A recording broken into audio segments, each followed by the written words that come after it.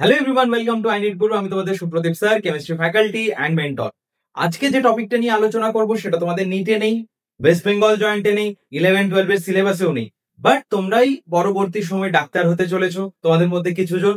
তাই তোমাদের কিন্তু এটা জেনে রাখা খুব ইম্পর্টেন্ট। খুব একটা ইম্পর্টেন্ট ডিসকভারি হয়েছে, ইন্ডিয়াতেই হয়েছে, মানে ইন্ডিয়ার মানুষের উপরেই হয়েছে, সেই জন্যই তোমাদের জেনে রাখা উচিত। CRIV ব্লাড গ্রুপ তোমরা হয়তো কিছু খবরে শুনে থাকবে, দেখে থাকবে। এবার দেখো জিনিসটা কি হয়েছিল। জিনিসটা এটাই হয়েছিল, একজন 38 ইয়ার্স ওল্ড ফিমেল ছিলেন, যার কিছু কার্ডিয়াক প্রবলেমস ছিল, সেই জন্য উনি কার্ডিয়াক সার্জারির জন্য হসপিটাল ইন কোলার, যেটা ব্যাঙ্গালোরে, কর্ণাটকা, ওখানে গেছিলেন। বাট প্রবলেম কি হয়, কার্ডিয়াক সার্জারি বা যে কোনো মেজর সার্জারি হলে ব্লাড লাগুক কি না লাগুক, তার আগে থেকেই কিন্তু ডক্টররা একটা কিছু পরিমাণ রক্ত নিজেদের কাছে প্রিজার্ভ করে রেখে দেন, যদি বাই চান্স লাগে তখন কোথায় পাওয়া যাবে। সেই জন্য ইনার জন্য সেরকম ব্লাড খোঁজা হলো। ইনার ব্লাড ফার্স্টে কি দেখা গেছিল, ও পজিটিভ, মানে ব্লাড গ্রুপ ও আর RH পজিটিভ, এটা দেখা গেছিল। বাট যতবারই ওনাকে ও পজিটিভ ব্লাড দিয়ে ট্রান্সফিউজ করে দেখা যাচ্ছিল, ততবারই রিজেক্ট হয়ে যাচ্ছিল। তো ডাক্তাররা স্বাভাবিকভাবেই একটু অবাক হয়ে গেছিলেন। তখন কি করা হলো, উনার ফ্যামিলিতে 20 মেম্বার্স আছে, মানে এক্সটেন্ডেড ফ্যামিলিতে কাছাকাছি যত ফ্যামিলি মেম্বার্স আছেন, 20 জন মেম্বারের ব্লাড টেস্ট করা। 20 জন মেম্বারেরই কিন্তু ব্লাড টেস্ট করা হয়। বাট কারোর সঙ্গেই কিন্তু উনার ব্লাড ট্রান্সফিউশন হচ্ছিল না। যার সঙ্গে ব্লাড ট্রান্সফিউজ করা হয় সেটাই কিন্তু রিজেক্ট হয়ে যাচ্ছিল।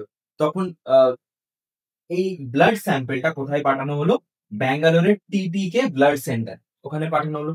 ওখানে সায়েন্টিস্টরা দেখলেন, বাট কোনো ইন্ডিয়াতে যত ধরনের রেজিস্টার্ড ব্লাড গ্রুপ আছে, তার কোনো ধরনের ব্লাড গ্রুপের সঙ্গেই কিন্তু ওনার ব্লাড গ্রুপ মিলছিল না। তখন এটা কোথায় পাঠানো হলো, তখন এটা ব্রিস্টল UK তে পাঠানো হলো। ওখানে একটা ইন্টারন্যাশনাল ব্লাড সেন্টার আছে, সেখানে পাঠানো হলো চেকিং এর জন্য। বাট ইনার কি প্রবলেম ছিল, কার্ডিয়াক সার্জারি। তার মানে ইনাকে কি করতে হবে, তাড়াতাড়ি করতে হবে। তাই ডক্টররা খুব ভালোভাবে ওনাকে সাকসেসফুলি সার্জারি করলেন উইদাউট এনি ব্লাড ট্রান্সফিউশন, মানে খুব ভালোভাবে প্রিসিশনের সঙ্গে ওটা হলো। বাট এখন 10 মাসের রিসার্চের পর ব্রিস্টল UK নতুন ধরনের একটা অ্যান্টিজেন ইন্ডিয়াতে প্রথমবার খুঁজে পেয়েছে, মানে অল ওভার দ্য ওয়ার্ল্ড এর মধ্যে এটা ইন্ডিয়াতেই প্রথম প্রথম পাওয়া গেছে। সেই জন্য এটার নাম কি দেওয়া হয়েছে, CRIV। CRIV CR কেন দেওয়া হয়েছে, এটা ক্রোমের, মানে বিভিন্ন ব্লাড গ্রুপিং হয়, যেমন আমরা যেটা ইউজ করি ওটা কি ABO ব্লাড গ্রুপিং। এরকম তোমরা যখন ফার্স্ট ইয়ার MBBS এ চলে আসবে, ওরকম M type of blood grouping একটা পাবে। ওরকমই একটা নাম দেওয়া হয়েছে ক্রোমের, ওই সেকশনের আন্ডারে এটা পড়ছে। আর I for India and B for Bangalore, এই জন্য এটাকে বলা হচ্ছে CRIV।